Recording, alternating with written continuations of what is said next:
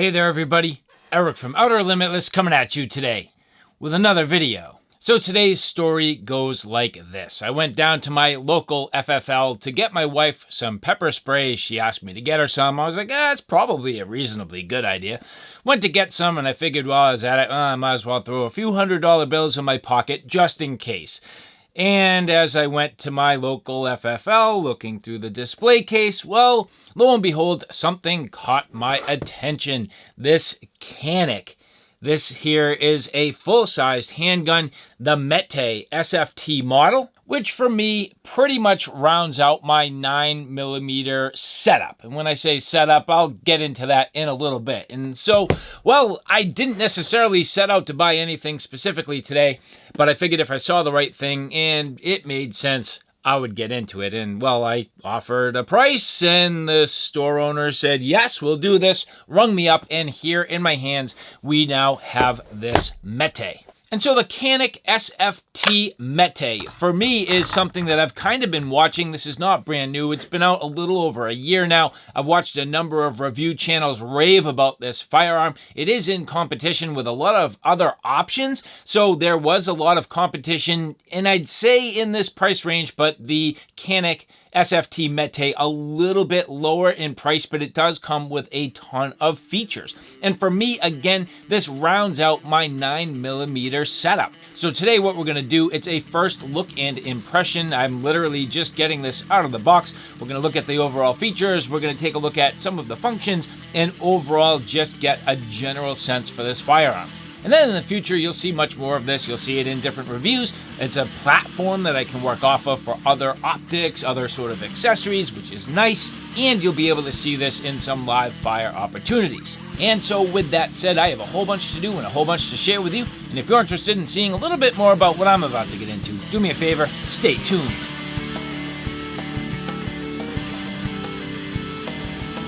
And so yes, the Canik METE SFT.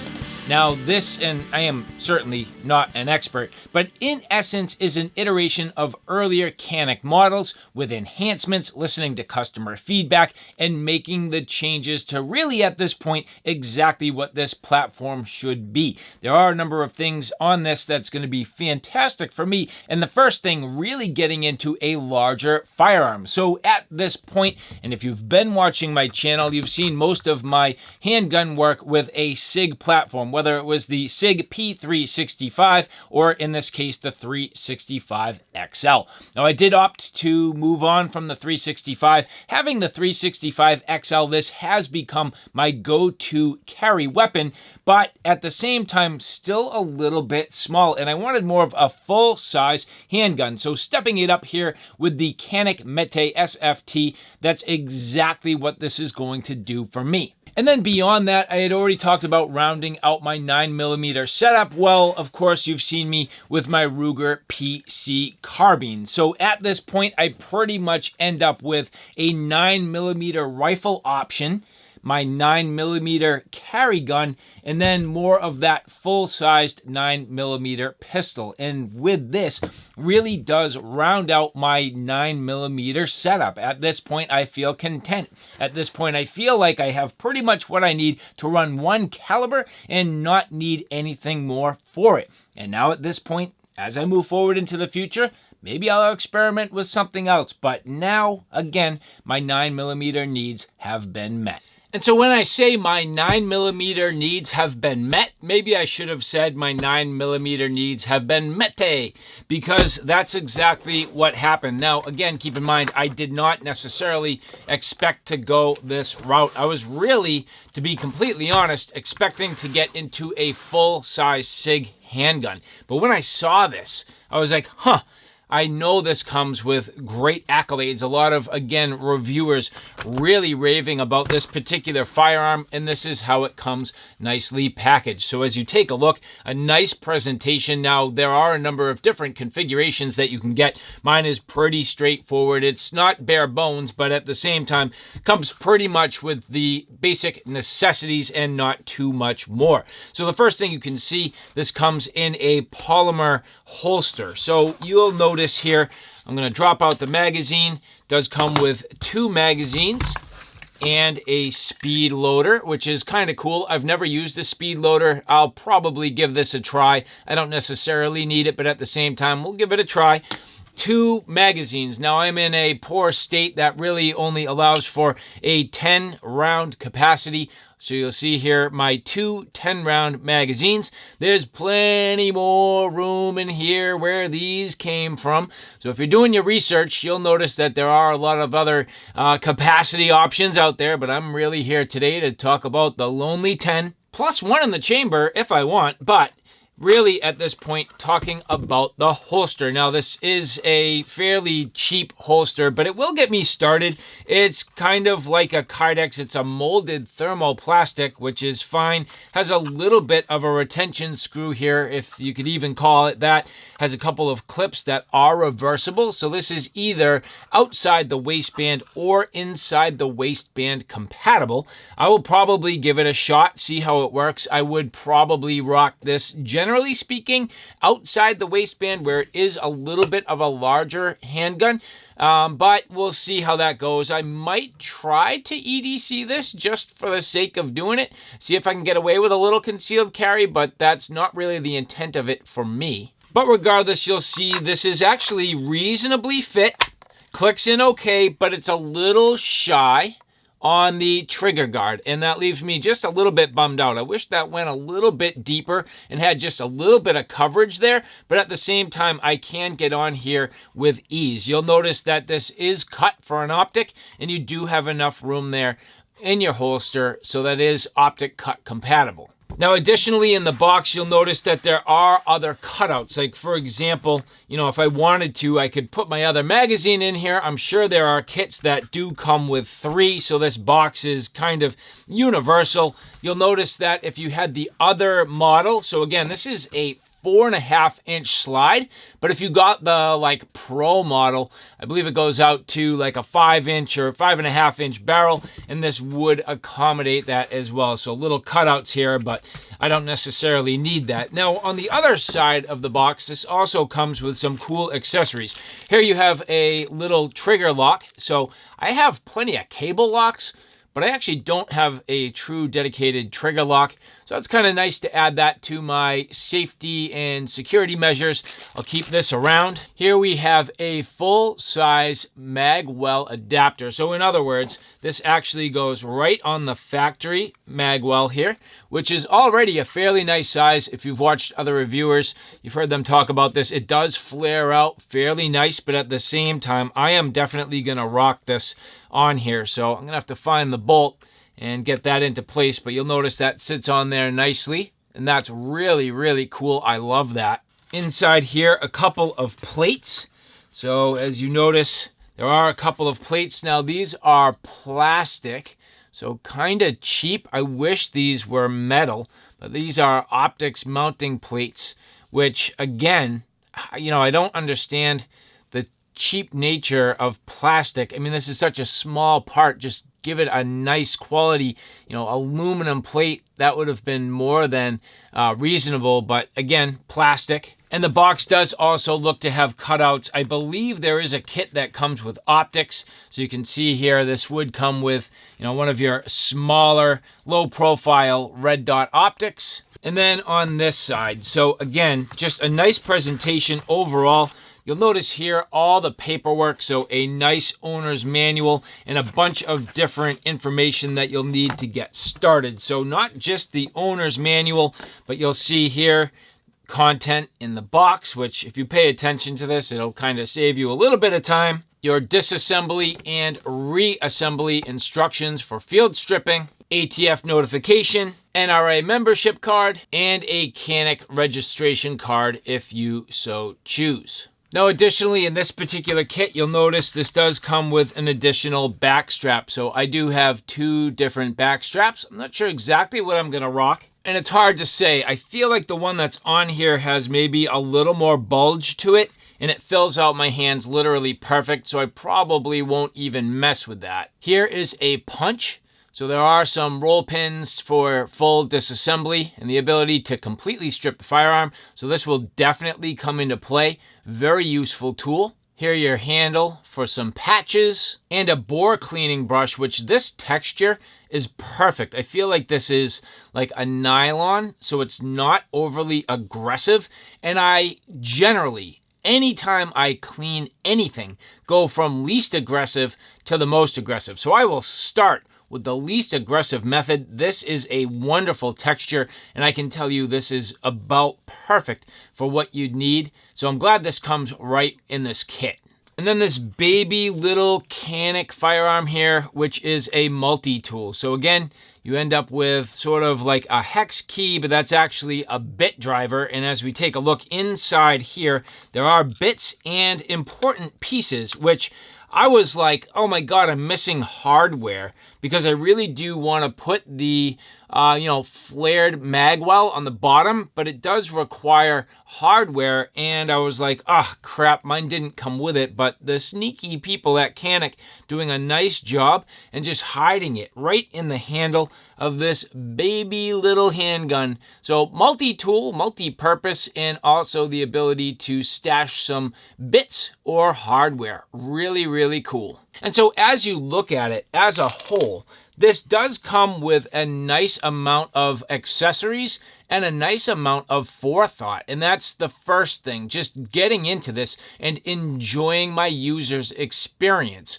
right away. And so I am absolutely and most certainly not an expert, but I am definitely an enthusiast, and I enjoy good quality firearms. And this right away, I'm just very excited to have in my hands. Again, keeping in mind the fact that this is literally going to completely round out my set and just keep me exactly where I need to be. Now you'll notice I put this on real quick. I do not have like a torque value, so I'm not gonna go crazy on that. Just enough to get this nice and firm into place for now, and we'll keep an eye on it. If it loosens up at all, I'll get a little bit of maybe, thread lock or something like that, just, temporary thread lock and get it in there. But I don't expect that I would ever necessarily remove this. And if in fact, this works out the way I think it's going to, it aids in my overall purchase on the handle. You'll notice that it does give me a nice rest for my pinky, and as I grip the firearm, that's like a ledge that's really locking everything in. So for draw, that's going to work out very well. For my mag changes, that's going to work out very well, where it's quick and it's precise and it's tactile. But I mean, as much as anything else, it should help me with my actual shooting and the control over the firearm. Now, a few things, and again, I am certainly not an expert, but you do have this sort of, double undercut design. So you do end up being able to get fairly tight up on the firearm. And when I wrap my support hand underneath pretty well, as close up as I can, kind of to help me stay closer up and reduce the overall momentum and angle of momentum on the firearm. So that should be helpful. Nice mag release. You can see here it's fairly well pronounced, but I believe they also make a more extended version. So this one here, not too bad. And as you take a look at it in detail, it does protrude nicely. Now, the other thing about this worth considering, it is ambidextrous, so you can spin that around if you so choose. I am a righty, so I will leave it. Came factory set to the right-hand side. The grip on the handle, very nice. So the actual grip module, very nice. You can see here, has good amount of texture, very similar to the SIG. Which here, if you look at one of my SIG grip modules, you can see it's kind of that sandpaper design. Very, very similar when you take a look at the Canik. So again, just a nice texture, works out very well. That's going to be nice and grippy. And in this case, I don't necessarily need any more sort of texture for this, in my opinion. Now, I guess time will tell, but at this point, I actually really like that. You can see it sort of stippled on the back there, and then generally speaking, that kind of sandpaper design. So really nice. Good full grip, nice and ergonomic, and fills out my hands wonderfully. The slide having nice serrations, and this chamfer design. It's a beautiful finish. It's kind of like that black oxide or nitride finish. Very similar to my SIG, pretty much the exact same from what I can tell. But one of the advantages that I do now have, this has a regular 1913 pick rail, where my SIG actually has a proprietary SIG rail. That was a little bit limiting, and at this point you can see now, at least with the Canik, I'll have more options generally for weapon lights, but I do also think at the same time this is not necessarily going to have the same sort of support when I go to get holsters or things like that. I have found a lot in my research, but not nearly as many as the SIG platform, so we'll see how that goes over time. As I rack this back, you can see locking into place. Now, depending on what you call that, your slide release or your slide lock, either way you go. For me, it's typically a slide lock. A lot of times I'll just literally rack this. Now, without ammo in here, I do need to push that slide release down, and you'll see releasing this into place. Now, for the takedown, I have tried this a couple of times. It's a little bit different from what I'm used to, but first thing, this is completely clear. I'm going to drop the magazine. I haven't loaded anything in here, but checking it for clear, just good practice. Basically, at this point, I am going to pull the trigger. You'll see there is an indicator on the back. So as I rack that, you have your indicator there for the position on the firing pin. And here you can see there it releases. Now, at this point, I'm going to rock this back just a little bit, and that lever here will go down. And now that I've done that, this will slide forward and remove. Pretty straightforward, not a lot to it. So for a basic field strip, at this point I can remove the spring, barrel will come out, and I can get this pretty well cleaned up just after basic range sessions. Now, there are a number of pins. Remember, as I had mentioned, this does come with a tool, which should allow me to punch out what I need to make these adjustments. So if I want to pull out the actual, fire control unit, I should be able to remove this. Now, one thing that I'm not completely aware of is if, like SIG, I do have the option of other grip modules, other colors. I'm going to do a little bit of research. I would love to get this in the tan, which is where I rock my SIG P365. I love this look. It's literally perfect. And I'd kind of like to do the same here, but not a big deal. Now, as I go to put this back together, you'll notice I just pretty much need to clear my spring assembly, get that in there. This will set down and into place, which leaves about an inch to the rear. And at this point, I can slide that back. If I get on the slide lock here, again, locking that to the rear. Now I can do a basic function check. That works.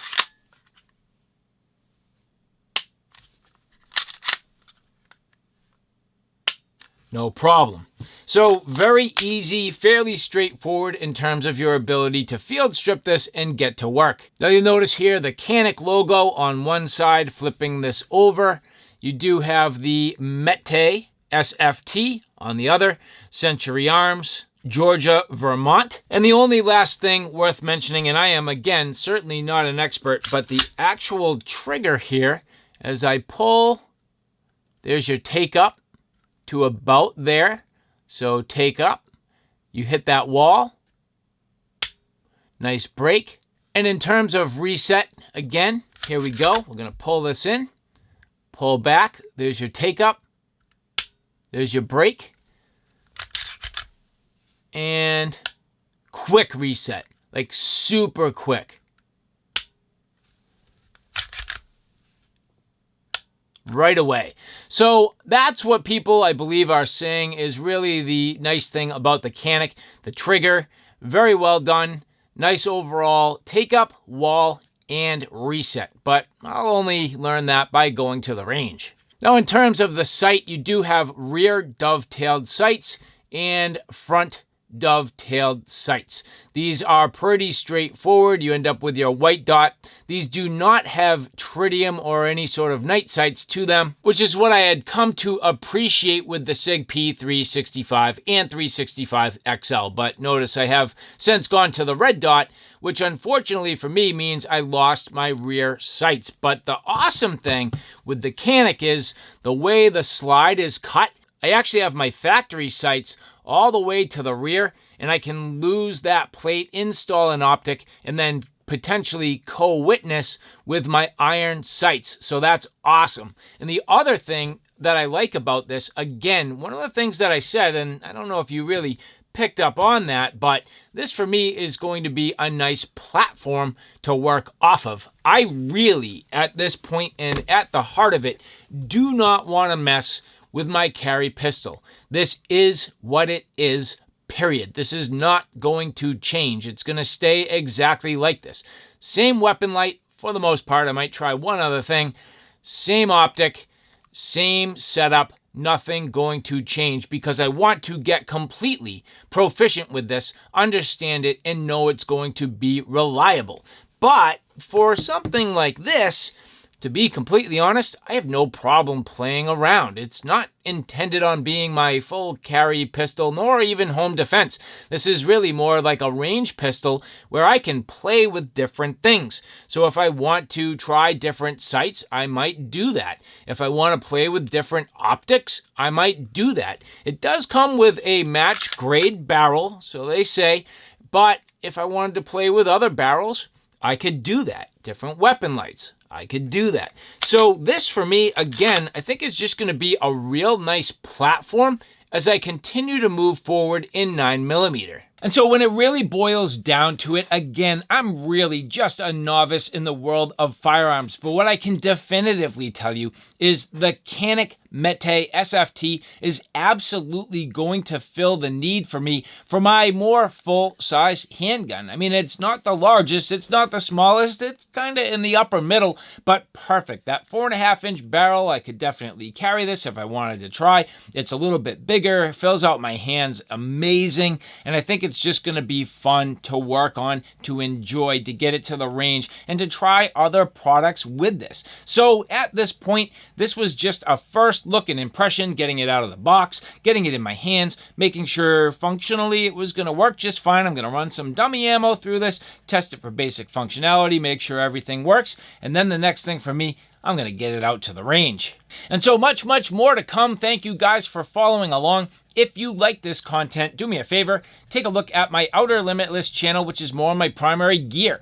On that channel, I cover everything from hiking, camping, and backpacking excursions, all the gear that goes with it. So from sleep systems, shelter systems, knives, axes, backpacks, flashlights, you name it. That's my Outer Limitless YouTube channel. So all right, guys, thanks for stopping by. I hope you like what you saw. I hope you found it a little bit informative. If you like what you saw, please like, share, and subscribe. And as always, thanks for stopping by. Take care now. I'll see you soon.